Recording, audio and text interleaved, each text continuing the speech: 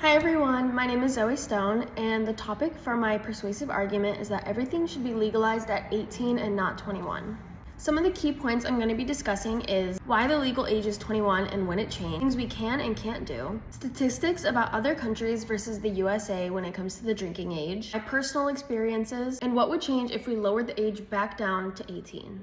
Did you know that the United States is one of 12 out of over 190 countries in the world that the drinking age is 21 and higher? Or did you know that most of our parents were actually around to see the drinking age go from 18 to 21? First of all, let's talk about the 1984 National Drinking Age Act. We're going to talk about what it was, when it went into place, and why. First of all, this act came into place because it was believed that 18-year-olds were not yet responsible enough to be able to consume alcoholic beverages. As stated in the name, it did come into place in 1984. Before the act was put into place, it varied state to state of what the drinking age minimum was. I'm going to go over a few things that we can and can't do when we turn 18 versus 21.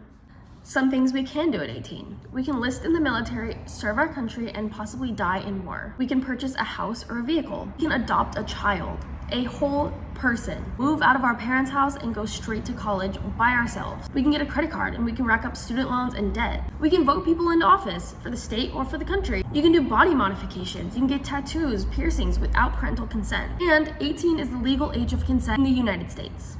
Here are some things we can't do at 18, and a couple of these do vary state to state, but for the majority, it's 21 and up. We can't gamble, and that includes lottery tickets, which I will get to in the next point. We cannot drink or purchase an alcoholic beverage until 21. We cannot rent a hotel room or Airbnb. You cannot rent a car without being, I believe it's 25, or you have to put a huge deposit down. Not allowed to purchase tobacco or marijuana. Again, tobacco varies state to state. Most states now is 21. And you can't purchase a pistol, but you can purchase a rifle at 18. You just cannot purchase a pistol.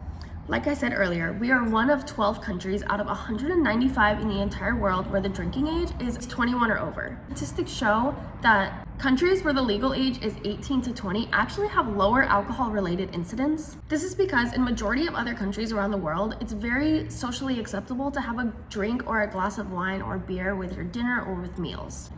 Young people in other countries aren't shamed for drinking the way that they are in the United States. And I know I'm talking a lot about drinking age, but this goes for everything. If we're allowed to do specific things at 18, but we can't at 21, everything should be the minimum at 18 or even 19. This is my personal experience. When I was 18, I decided to join the military when I was still in high school. I still had 2 months of high school left. I shipped out to BMT 4 days after I graduated high school. I went through months and months of learning and training in school to become a crew chief. After that, I was sent out onto the flight line to work on multi-million-dollar aircraft.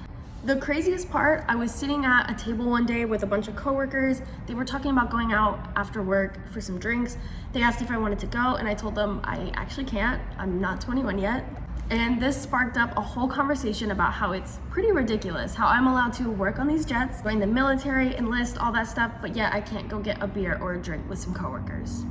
Especially in today's day and age where Uber and Lyft are widely accessible by cell phone. If we're too intoxicated to drive home, then we can easily grab a Lyft or an Uber right from our phone.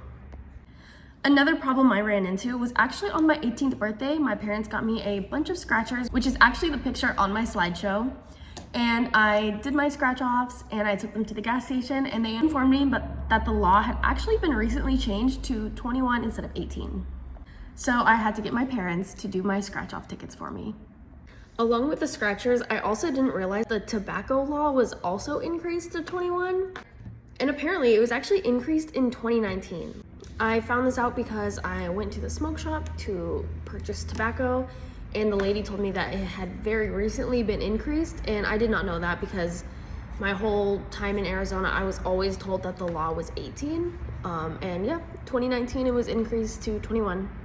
So let's talk about what would happen if the age was reduced from 21 to 18. First of all, it would pretty much take away the thrill that teenagers find when they are drinking illegally.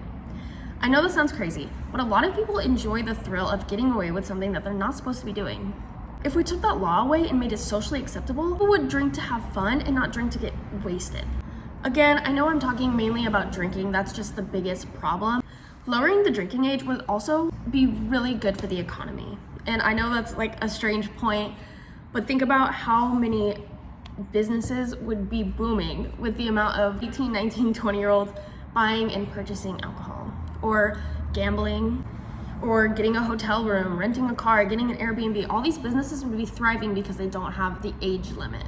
And lastly, even if 18 is too young of an age, because a lot of people argue that 25 is when our brain is fully developed, right?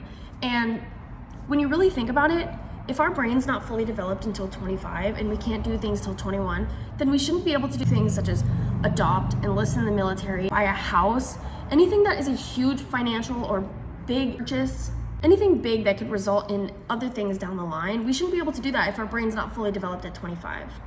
So if either 25 needs to be the limit or we need to change the rules. And I think that it would be great if we could go back to before the act was put into place and go back to state-to-state decision. The states themselves could decide the legal age that reflects the demographics, legal context, and history of their state. Allowing people 18 to 20 to drink alcohol in regulated environments with supervision would decrease unsafe drinking activities. Also, going off the first point about the thrill, most people already drink underage, so there's really no point in ruining someone's life over something that teens are going to do regardless. Now, this does not excuse drinking and driving. That is never acceptable no matter what age you are, especially underage. You should definitely know better, especially because it's not legal. But yes, it does happen 21 and up every single day. But I believe that if drinking was not looked at as such a taboo subject, incidents like that would not happen as often. In conclusion, lowering the legal age to 18 for everything would make for less confusion on what we can and can't do as a society when we turn 18. We would see more good than harm because statistically people would be driving safer and getting medical attention when needed. There's already so much we can do when we turn 18. Might as well make it across the board. Anyways, thank you guys for watching my presentation. I really hope you enjoyed learning about this subject. Some people disagree, some people don't, but I hope you really take my opinion into consideration with the facts, and I hope you enjoyed the slideshow as well.